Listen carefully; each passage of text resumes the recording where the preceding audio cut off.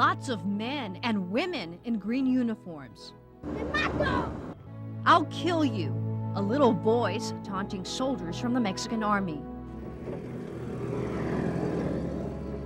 He's the good guy, says one 12-year-old. I want to grow up and be just like him. These children have no idea who Michael Jordan is, but ask any 8-year-old about Subcomandante Marcos. He's the one who's going to make things better. Tengo 8 años. Estoy lavando el carro. I'm washing cars, just washing cars. When we win, I won't do this. His friend agrees. Ese trabaja. For these children, it's all work and no play. In this community, the children do not have any toys to play with. Today, the simple paper plane, it's enough to take their tensions away with the wind. They're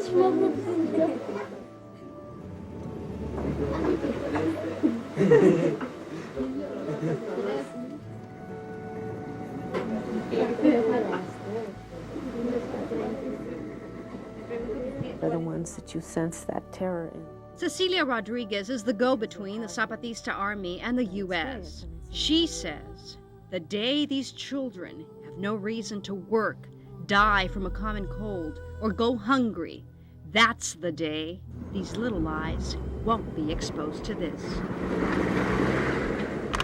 Although it is terrorizing to have a tank running through your front yard, I don't think the terror is any different than from watching your child die of hunger. And that's what the war is about.